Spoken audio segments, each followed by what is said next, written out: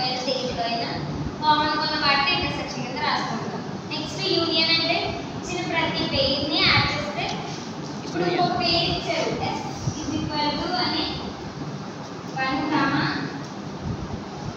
c అని ఇచ్చారు. ఒక పేర్ యూనియన్ ఎలా రాస్తాము? మొత్తం r యూనియన్ s ని బట్టి ఇవన్నీ పేర్స్ యాడ్ చేస్తే అదొక రిలేషన్ అవుతుంది. ఓకేనా?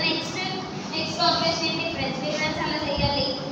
a మైనస్ b అయితే a లో ఉన్న ప్రతి ఎలిమెంట్ వేసుకుని దాంట్లో b లో ఉన్న ఎలిమెంట్ అన్నా ఉంటే దాన్ని మైనస్ చేస్తాం. ఎగ్జాంపుల్ ఇక్కడ చూడండి, comma a comma 1 comma a ఇలా ఉన్నది. ఇప్పుడు r మైనస్ s అంటే ఎలా చేస్తాం? మనం r లో ఉన్న ప్రతి ఎలిమెంట్ వేసుకుంటాం ఫస్ట్. ఇప్పుడు s లో ఉన్నవి ఏమైనా r లో ఉన్నాయా? ఏమున్నాయి? 1 comma a.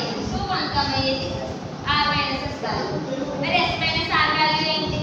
1 minus 1 comma s value చేసుకుంటాం. s వాల్యూలో ఏమైనా పైన ఉన్న వాల్యూస్ ఉన్నాయా? ఏమున్నది? Same 1 comma a r minus s minus r. అర్థమైందా? డిఫరెన్స్ అంటే నేను సర్చ్ లో నేను డీటెయిల్ గా చెప్పాను, అందుకే డీప్ గా చెప్పట్లేదు.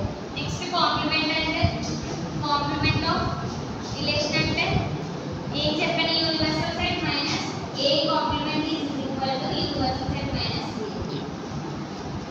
ఇక్కడ ఎలా చేస్తాం? పేర్స్ లోని ఒక ఎగ్జాంపుల్ చెప్తాం మీకు నోట్స్ లోనే, అప్పుడు మీకు అర్థమవుతుంది. ఒక క్వశ్చన్ రాసుకోండి, రిలేషన్స్ ఎప్పుడైతే రాసుకొని ఎగ్జాంపుల్ రాయండి. వర్డ్ ఇచ్చాడు ఏంటి? x divides y. కండిషన్ ఇచ్చాడు కదా, ఇక్కడ ఏంటంటే x వాల్యూ అనేది డివైడెడ్ బై y అయి ఉండాలి అని చెప్పాడు. ఇప్పుడు కార్టెసియన్ ప్రోడక్ట్ రాయండి, r is equal to relation రాయండి.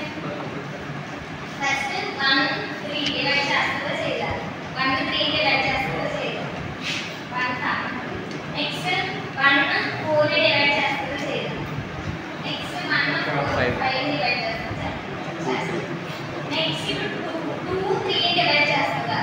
2 is equal to 3 or not చేయాలి. నెక్స్ట్ 2 అనేది 4 చేస్తుందా? అక్కడ పేరు రాసుకోండి.